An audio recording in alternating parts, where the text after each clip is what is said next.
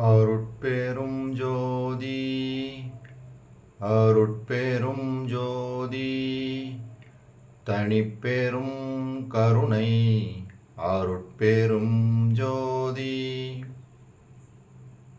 எல்லாம் செயல்கூடும் என் ஆணை அம்பலத்தே எல்லாம் வல்லான் தனையே ஏத்து. ஓம் ஸ்ரீ ராமலிங்காபயம். ஓம் ஸ்ரீ ராமலிங்காபயம். ஓம் ஸ்ரீ ராமலிங்காபயம். எல்லோருக்கும் வணக்கம். இது எனது யூடியூப் சேனலான எல்லாம் செயல் கூடும் வள்ளலார். நான் வள்ளலார் முத்து பேசுகிறேன். இன்றைய பதிவில் நாம் அடியார் பேறு என்ற தலைப்பின் கீழ் வரும் 12வது பாடலுக்கான விளக்கத்தை பார்க்க இருக்கின்றோம். முதலில் நான் பாடலை படிக்கின்றேன், பின்பு விளக்கத்தை பார்ப்போம். படிமேல் ஆசை பல வைத்து பணியும் அவர்க்கும் பரிந்து சுகக் கொடிமேல் உறச் செய்து அருள்கின்றாய் என்பால் இரக்கம் கொண்டிலேயே. பொடிமேல் அணி நின் அருட்கு இதுதான் அழகோ. பொதுவில் நடிக்கும் உன்றன் அடிமேல் ஆசை அல்லால் வேறு ஆசை ஐயோ அறியேனே அப்படின்னு சொல்லி இந்த பாடலை ஏற்றிருக்காங்க. இதுக்கு என்ன விளக்கம் அப்படின்னு பார்த்தோம்னா, இந்த மண்ணுலகில் பல பொருட்களின் மேல் ஆசை கொண்டு அதே சமயம் உன்னை போற்றும் பலருக்கும் அன்பு கொண்டு அவர்கள் சுகமாக வாழ்வதற்கு அருள் செய்கின்றாய். ஆனால் எனது ஆசைக்கு இறங்கி அருள் செய்கின்றாய் இல்லை. இது நினது திருவருட்கு அழகாகாது. அம்பலத்திலே கூத்தாடும் உனது திருவடி அன்றி வேறு எதன் மேலும் எனக்கு ஆசை கிடையாது அப்படின்னு இந்த பாடலில் சொல்கிறாங்க. இதிலேருந்து அவங்க என்ன சொல்ல வர்றாங்க அப்படின்னா, இந்த உலகத்தில் பலவிதமான அதாவது பலரும் பலவிதமான பொருட்களின் மேலே பலவிதமான ஆசைகளை வச்சுருக்கிறாங்க. அப்படி வைத்திருக்கிறவங்களும் உன்மேல் சிறிது அன்பு வைத்திருக்கிறவங்களுக்கும் நீ அவர்களுக்கு அருளை பூரணமாக கொடுக்குற. ஆனால் உன்னையே தவிர வேறு எந்த ஆசையும் இல்லாத எனக்கு நீ அருள் செய்யாமல் இருக்கிறது உனது திருவருளுக்கு அழகாகுமா அப்படின்னு சொல்லி இங்கே சொல்கிறாங்க. 2 விஷயம் சொல்கிறாங்க. வள்ளல் பெருமானுக்கு அந்த இறைவனை தவிர வேறு எதன் மீதும் ஆசை இல்லை அப்படின்றது தெரியுது. 2வது, இந்த நம்ம சென்ற பதிவுகளில் பார்த்தோம், அந்த அடியார்களுக்கு அதாவது அவங்களுக்கு துன்பங்களை எல்லாம் நீக்கி அதே சமயத்தில் போகத்தை எல்லாம் கொடுக்குறான் அப்படின்னு சொல்லி பார்த்தோம். செடியறுத்தே திட தேகமும் போகமும் அடியருக்கே தரும் அருட்பெரும் ஜோதி அப்படின்னு சொல்லி பார்த்தோம். அந்த அடியார்களுக்கே பாருங்கள், துன்பங்களெல்லாம் நீக்கி அவர்கள் இந்த உலகத்தில் இன்பமாக வாழ்வதற்கு எல்லா அனுகிரகமும் செய்கிறான் அப்படின்னு சொல்லி அந்த இதில் பார்த்தோம். இங்கேயும் அதான் சொல்கிறாங்க.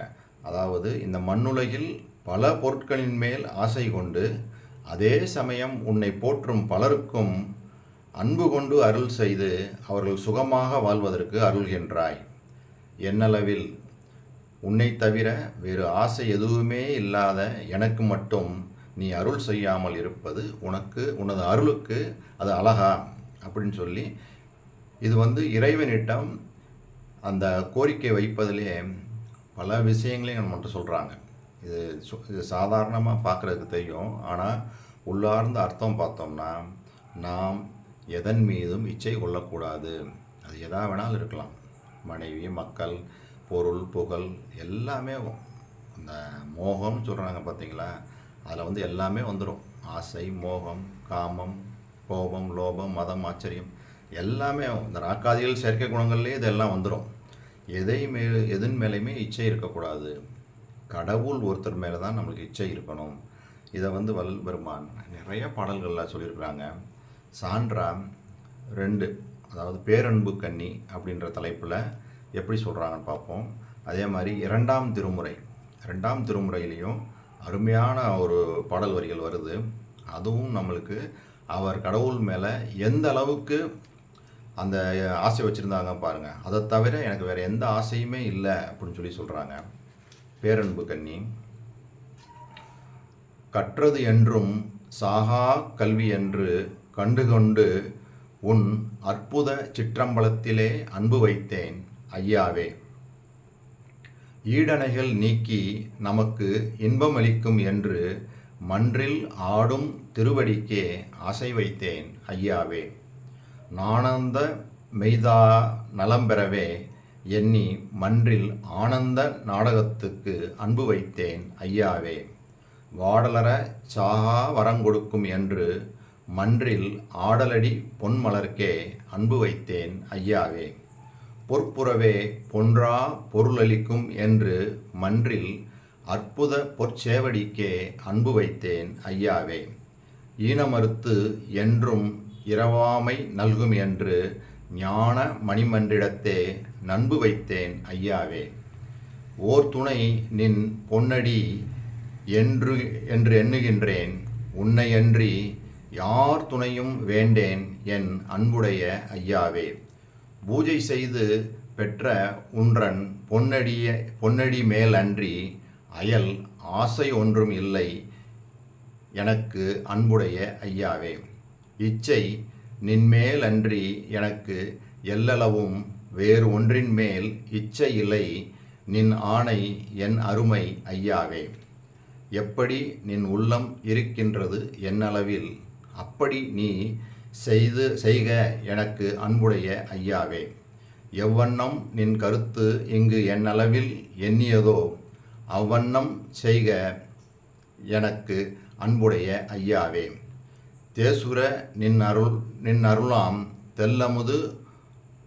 தெல்லமுதம் கொள்ள உள்ளே ஆசை பொங்குகின்றது எனக்கு அன்புடைய ஐயாவே அப்படின்னு சொல்லி இந்த பேரன்பு கண்ணியில் அருமையாக சொல்கிறாங்க. எல்லாமே பாருங்களேன், எந்த ஒரு ஆசையுமே இல்லைன்னு சொல்கிறாங்க பாருங்கள். உன்னையை தவிர எனக்கு வேறு எதன் மேலும் ஆசை இல்லை அருமையாக சொல்கிறாங்க. அதாவது யார் துணையும் வேண்டேன் அன்புடைய ஐயாவே. ஓர் துணை நின் பொன்னடி என்று எண்ணுகின்றேன் உன்னை அன்றி யார் துணையும் வேண்டேன் என் அன்புடைய ஐயாவே. பூஜை செய்து பெற்ற உன்றன் பொன்னடி மேல் அன்றி அயல் ஆசை ஒன்றும் இல்லை எனக்கு அன்புடைய ஐயாவே. இன்னும் கூட சொல்கிறாங்க, இச்சை நின்மேல் அன்றி எனக்கு எல்லளவும் வேறு ஒன்றின் மேல் இச்சை இல்லை நின் ஆணை என் அருமை ஐயாவே அப்படின்னு சொல்லி உனக்கு என் மேலே என்ன எண்ணம் இருக்குதோ அதுபடி என்னை நடத்து. உன் எண்ணம் என்னவாக இருக்குதோ எப்படி நின் உள்ளம் இருக்கின்றது என் அளவில் அப்படி நீ செய்க எனக்கு அன்புடைய ஐயாவே. பாருங்கள், இதுலேயும் ஒரு சரணாகதியும் உள்ளே கொண்டு வந்துடுறாங்க. எனக்கு எந்த இச்சையும் கிடையாது, உன்னையை தவிர இந்த உலகத்தில் எனக்கு எந்த விதமான இச்சையும் கிடையாது. உனக்கு என்னளவில் உனக்கு என்ன தோணுதோ என்னை என்ன செய்யணும்னு நீ நினைக்கிறாயோ அதை நீ செய் அப்படின்னு சொல்லி சரணாகதியும் ஆயிடுறாங்க. மிகவும் அருமையான பாடல். இந்த மாதிரி ஒரு நிலைமைக்கு தான் நம்ம வரணும்.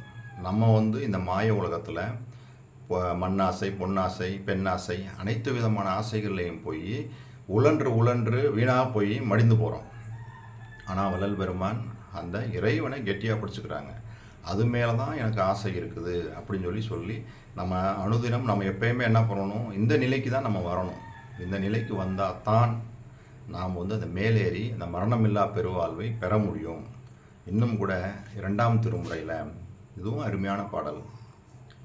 எழுவகை பிறவிகளுள் எப்பிறவி எய்துகினும் எய்துக பிறப்பில் இனி நான் எய்தாமை எய்துகினும் எய்திடுக இருமையினும் இன்பம் எய்தினும் எய்துக எழுவகை துன்பமே வந்திடினும் வருக மிக வாழ்வு வந்திடினும் வருக வறுமை வருகினும் வருக மதிவரினும் வருக அவமதி வரினும் வருக உயர்வோடு இழிவகைத்து உலகின் மற்று எதுவரினும் வருக அல்லது எது போகினும் போக நின் இணையடிகள் மறவாத மனம் ஒன்று மாத்திரம் எனக்கு அடைதல் வேண்டும் அரசே. பாருங்கள் என்ன கேட்குறாங்க பாருங்கள். எது வந்தாலும் வரட்டும், எது போனாலும் போகட்டும், மதி வந்தாலும் சரி, அவமதி வந்தாலும் சரி, இரவாமை வந்தாலும் சரி, இரவாமை வரலனாலும் சரி, எது வந்தால் வாழ்க்கையில் துன்பம் வந்தாலும் சரி, துன்பம் வராமல் இருந்தாலும் சரி, இன்பம் வந்தாலும் சரி, இன்பம் வராமல் இருந்தாலும் சரி, பிறவி வந்தாலும் சரி, பிறவி இல்லாமல் இருந்தாலும் சரி, எது வந்தாலும் வரட்டும், வராமல் இருந்தாலும் இருக்கட்டும். ஆனால் கரெக்டாக சொல்கிறாங்க பாருங்கள், ஆனால் எது வரினும் வருக, எது போகினும் போக, நின் இணையடிகள் மறவாத மனம் ஒன்று மாத்திரம் எனக்கு அடைதல் வேண்டும் அரசே அப்படின்னு சொல்லி தெளிவாக இந்த பாடலையும் 2ஆம் திருமுறையிலையும் பாடியிருக்காங்க. இது மாதிரி நிறையா பாடல்கள் இருக்குது. அப்போ இதிலிருந்து வள்ளல் பெருமான் என்ன சொல்ல வர்றாங்க அப்படின்னா, நாம் இறைவனிடம் மட்டும்தான் ஐக்கியப்படுத்திக் கொள்ளணும். மற்ற விஷயங்கள் எல்லாம் நாம் அதெல்லாம் ஏன்னா அதெல்லாம் மாயை. அதில் போனோம் அப்படின்னோம்னா நாம் மேல் செல்லும் வீதியில் போக முடியாது. அதில் போய் சுற்றி புகழுக்காகவும் பேருக்காகவும் பணத்தை சம்பாதிக்கணும், இன்னும் நிறைய சேர்த்து வைக்கணும் அப்படின்னு சொல்லி இதிலேயே போய் நாம் என்ன பண்ணிடுவோம் அப்படின்னா கீழ்நிலைக்கு தான் போவோம். நாம் பெற வேண்டியது அருள் நிலைக்கு போகணும்னா நாம் இடைவிடாமல் அந்த அருட்சிந்தனை, அந்த கடவுள் சிந்தனையிலிருந்து கடவுளை சன நேரம் கூட மறக்கக்கூடாது. மறந்தோம்னா போச்சு. அதிலேயே நம்ம இருந்து பழகத்தான் நம்மளுக்கு அருள் நிலையில் நல்ல நல்ல அனுபவங்கள்லாம் கிடைக்கும் அப்படின்றது வள்ளலாருடைய இந்த பாடல் வரிகள் மூலமாக கிடைக்குது, தெரிய வருது. ஏன்னா அவங்க சொல்லக்கூடிய விஷயங்கள்லாம் பார்த்தா அப்படி தான் இருக்குது. அவர் அந்த விடாமல் அந்த கடவுள் மேலேயே அந்த பக்தியை வச்சுருந்ததுனால தான் அவர் இந்த மாதிரி உயர்ந்த நிலையில் இருக்கிறாங்க. நாமும் அந்த உயர்ந்த நிலைக்கு போகணும் அப்படின்னா வள்ளல் பெருமான் வைத்திருந்தது மாதிரி இந்த கடவுள் மேலே அந்த இடைவிடாத அந்த பக்தி வச்சுருக்கணும். மற்ற எதுலேயும் போகணும்னா நாம் கீழே போயிடுவோம் அப்படின்ற அந்த சிந்தனையோடு நான் இந்த வீடியோவை நிறைவு செய்கின்றேன். இதுவரை பொறுமை காத்து எனது வீடியோவை பார்த்த உங்களுக்கு கோடான கோடி நமஸ்காரங்களும் நன்றிகளும். மீண்டும் நாளைய பதிவில் நாம் 11வது பாடலுக்கான விளக்கத்தை பார்ப்போம். அருட்பெரும் ஜோதி, அருட்பெரும் ஜோதி, தனிப்பெரும் கருணை, அருட்பெரும் ஜோதி.